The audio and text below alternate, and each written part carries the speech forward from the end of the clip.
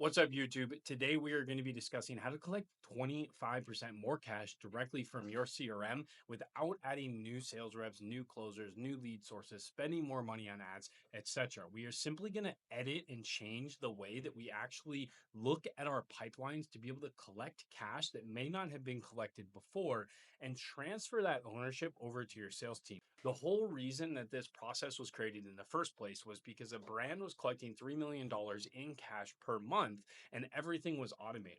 Now, the fact that it was automated was actually a negative. Things started to break and cash started going missing. So this process creates a really, really easy and viable process for anyone at any level to be able to collect more payments inside of their pipelines without over automation. Automation is great, but again, the entire goal is to collect cash. And if things start breaking once you hit scale, then we need to be able to have a process that is actually scalable. So let's go ahead and dive in. I'm going to show you exactly how we break this down step by step and how to set it up for yourself. All right. And without further ado, we are going to be talking about a finance pipeline and how to create that inside of close.com. Now, what is the intention behind a finance pipeline? A finance pipeline is so that we can accurately track our installments and upcoming payments, as well as forecast what kind of income is going to be coming into the business via the sales organization on any given day. Now, this is a manual process, and there is a reason for that. As we get to scale, we have seen a lot of issues with an automated process, with an automated, you got payments flying all over the place, and you got people changing payment dates and payments amounts. You got people asking to pause a payment for a couple days or cancel their payment till next week. So this really helps us with the flexibility, and it allows us to grow at scale. So we've used this for a lot of brands. We've done, millions and millions and millions of dollars per month per brand using this exact method. And this is going to make sure that you guys do not miss a single payment and you know exactly where your cash is at any time while using close.com. So without further ado, we'll hop right in. The first thing we're going to do is navigate to the opportunity section of close.com. We basically want to have two primary pipelines, which is a sales pipeline and a finance pipeline. One thing you always want to do is make sure we come over here to options and turn on all statuses. Otherwise, you won't have deal won, deal lost in here. That goes for any pipeline. We always want to see one in here. But let's go ahead and just simply first review what each of these means. Initial payment is the cash collected at the time of sale. And I'll show you how we create those. But we need the cash collected at the time of sale specifically. The second is we need all of our future installments. And that is going to be under installment pending. Pretty straightforward. And then we have installment paid. What does that mean? Well, that's any installments that have actually been paid. Then we have installment overdue. And installment overdue means that we have passed the installment date, but we are not blacklisted. And what is the difference between installment overdue and blacklisted? Well, this is simply, we can set a timeline. So it depends on the business. Some businesses are okay with the payment date passing by 48 hours. Some are like, hey, the moment it's overdue, it's blacklisted. But typically and this is the whole process. We want to be sure we follow this entire process. If the installment is not paid, the finance coordinator, I'm going to show you the SOP in a moment, but the finance coordinator is going to be processing these installment pendings. And when they try to process this payment, it is either going to go through and it's going to be counted as installment paid, or it is going to fail. Now, what are reasons why credit cards fail or debit cards fail that are on file with us? Well, that could be just about anything. That could be the bank didn't recognize the charge and they wanted to stop it as fraud. It could be the person has insufficient funds in their account. It could be that they did a chargeback and we haven't seen the chargeback yet from the bank, but the bank blocked the card with us. So whatever it may be, process the pending installments for today. And it's either going to be an installment paid or an installment overdue. Once it is an installment overdue, the process then is for the finance coordinator to let the sales rep know. And there's two things we're going to do. We're going to create a task for the sales rep inside of close.com on installment overdue, as well as let people know in a Slack channel. Typically, the Slack channel is where we're going to do that. The third piece is we're always going to have a smart view that is going to be for installments overdue, and the sales rep will be able to pull those up very, very quickly. Okay, we'll go over that in a minute. Once they are in installment pending, how do they end end up in blacklisted? Well, that means X amount of time goes by where the collection has not been made. Blacklisted would be, let's say, after 48 hours of installment overdue, it would then go to blacklisted. It does not mean that we stop reaching out. Again, it's brand specific, but typically blacklisted, we will try to hit these every single day. Once it moves to blacklisted, it becomes even more urgent. We are going to have a different smart view for this, and the sales rep is going to have to be reaching out to these. Now, how do we incentivize the sales rep to call their blacklisted leads? That's a great question. Typically, that's going to have to do with their commission structure and how you pay them. So if we pay them on cash collected, we know that, hey, if you don't go collect that payment, you're not getting paid on it. And this is going to be a bucket of money just sitting there. And that's how I explain it to them. Hey guys, this is a bucket of money that is just sitting right here in the pipeline, and you have the opportunity to go get this. You want to make money today? Go hit your blacklisted and go collect those payments. After they are in blacklisted, they're really only going to stay there or move into one of these other categories. And if they move into these, it's pretty straightforward. It's a chargeback, it's a refund pending, or a refund paid. The goal is to make sure that we have as few going into blacklisted in the first place as possible by processing the payments and getting them paid right here. Now, the blacklisted though, like I said, we want to make sure we're hitting this every single day, every single week until we can't anymore. So that is what the pipeline looks like. Now, how does this actually function? Well, let's go take a look at a lead, and I'm going to show you the process for actually creating the opportunity. I'm just going to go ahead and create a lead here for myself so that we can see this in action. So contact name this Jordan, close doctor. We're going to create this lead.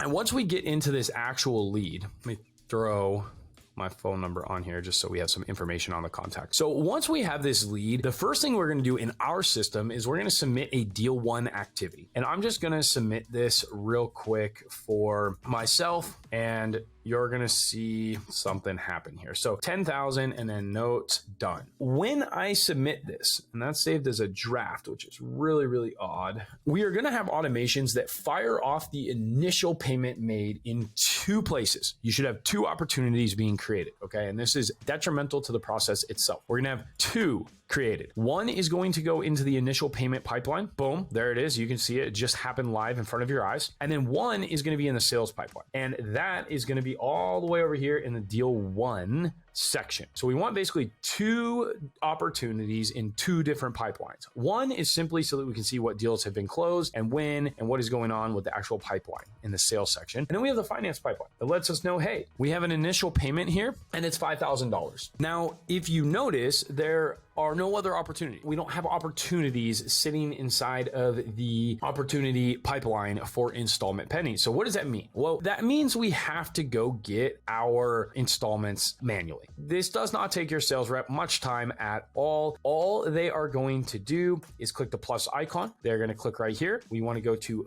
finance pipeline. And then we want to go to initial payment, installment pending. So they're going to click installment pending. And then we're going to say, hey, today's the 26th. We have a 30-day payment plan. So on the 26th of July, they're going to have another payment of $2,500. And it's a one-time payment. User is going to be me. I think I did Edward for this other one. So we're going to do that. And then we are going to click save. Then we're going to click plus icon one more time. We're going to come down here, finance pipeline, installment pending. And you see how quick this is. July, August, 26, boom. We're going to have a payment there. The value is going to be $2,500 and we are good to go. So now I have my two future installments pending here and we have the lead record and it is all good to go. I can see what the initial payment was or the cash collected at the time of the sale. And then I can see the future installment pendings. This is really important, one, because it's very quick, but two, it gives the sales rep the opportunity to have a conversation about the installments that we're going to have to be paying and what dates those actually are. So this is not creating friction. This is making sure that we have concreted that, hey, yes, we're going to make our payments and these are the actual dates. A lot of people just sign up for stuff and they don't expect to make their future payments. That is crazy to me, but it happens all the time. And this will help reduce those issues happening. When I refresh this pipeline, we're going to see that we have installments pending and you're not going to see them when I refresh right away because we have this expected date over here as today. Now, if I go to all time, we're going to see mine pop up here. So we can see that we have these in here. Now, the cool part is if I want to go, hey, on July 26,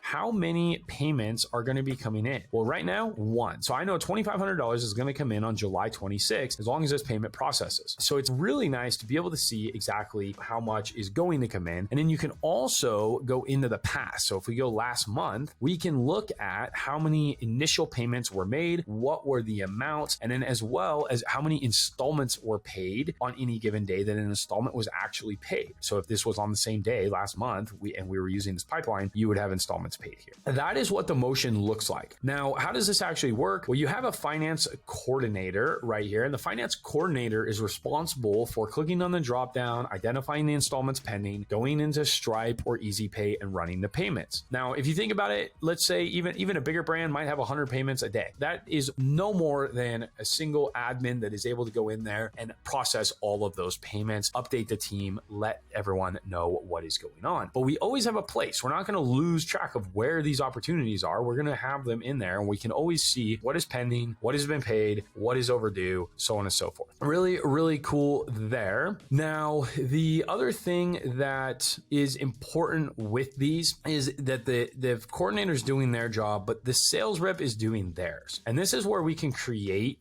buckets or smart views. And I'm not sure if this account already has them in here. Let's take a look. It doesn't look like it. Let's go ahead and just create what the smart view would look like for these specifically. So if we come into here, we are going to go to opportunities, and we're going to say where the current status is any of, and we're going to do a finance pipeline drop down, and we're going to do installment overdue, and we're going to click that. And I mean, really, that's all you need, right? Is installment overdue. You can add other filters if you want, like hasn't had communication today. We always want to add some type of bucket on here so that we think of it as a bucket. This thing will fill up, and then we want it to, by the end of the day, be gone. As a sales manager, all I have to do is go look at the manager smart view or version of this and see if it's empty. If it's not empty, I know someone didn't do their job. Now, how do you make sure that it empties out? We're going to go in here, and we are going to add number of or date of, let's say, find where latest call date is not today. So you can do a filter like that. The other option is coming into communication, and you say find where last communication date is not or is before. You can do that as well. So is before today. And I like the communication because sometimes we're not making a call, we're texting these people. And if we're in an active text conversation, then I know we're good to go. When you do this, I now know if someone has an installment pending and they have not had a communication yet today, then they are going to pop up in this bucket. And a sales rep can get them out of the bucket by simply giving them a call, and then they will be removed from this bucket. So we want to do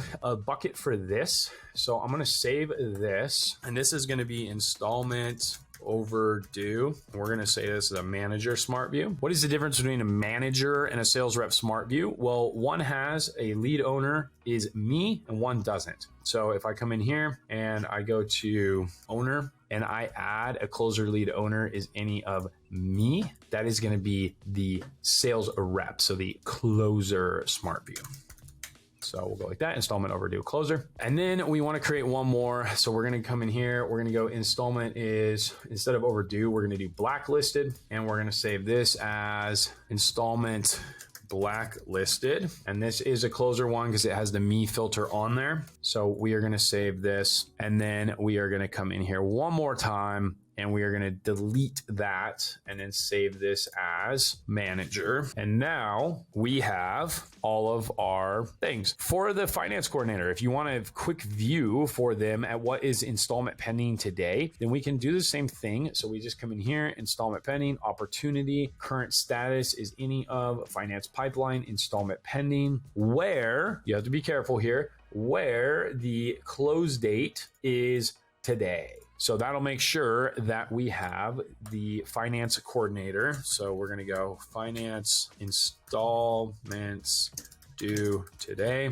Finance coordinator. We'll do SC and we'll save that. So now we have 5 smart views that bubble up all of this information. We make sure managers and closers can see exactly when installments are pending, when they are blacklisted or overdue. Something else I recommend, let's create one more smart view here. We'll come in here and we are going to do opportunity. We're going to do current status is any of installment pending, where the close date is today. Actually, let's do tomorrow, and then let's do assigned to any of me. Now, why would I do a smart view like this? If I'm a sales rep or I have sales reps that I'm managing, what would I like them to do with the day before an installment is about to be processed? Well, I probably want them to message and remind that person that the payment is going to be processed tomorrow. Now, some of you are going to say, well, if you do that, there's an opportunity for them to say that I can't make the payment and then I want to cancel. Yes, but that is going to happen tomorrow as well. At least we get ahead of it and we're able to start working it and we got a hold of them and we're being proactive.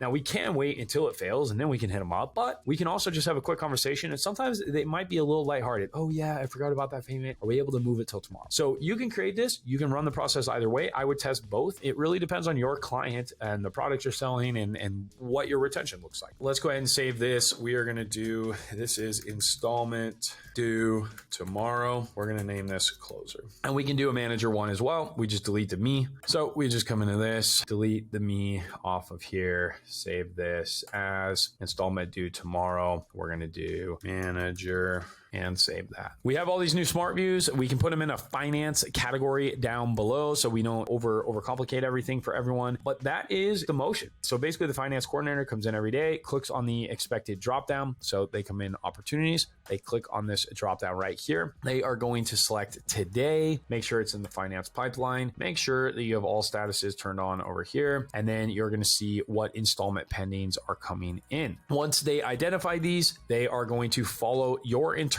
payment processing SOP. So I recommend having one. You know, I obviously have some sample ones in here, but then they'll log into Stripe, they'll look up that customer, they'll run that payment. The payment either goes through or not. If it does go through, awesome. They move the installment to installment paid and we're good to go. If it does not go through, they're going to move it to installment overdue. And then we are going to send a message in the Slack channel, let them know, hey, installment failed. Here was the reason code. We want to make sure the sales rep understands what the reason code is. The sales rep reaches out, contacts person, hey, seller's insufficient funds. Maybe it's the wrong card. Don't assume that they don't have any money, and try to collect that payment. While the sales reps are trying to collect those payments, the the finance coordinator should also be creating a task. So if I come in, you know, they would just come into here. They would just create a simple task. Hey, installment overdue, please collect. The cool part is again, you can create a smart view for any installment overdue tasks that have not been completed yet and are overdue. We can create buckets to create visibility to all of this, but it is just really, really important that we're following the process. And this will make sure that no matter what, you have the best opportunity at capturing all of these.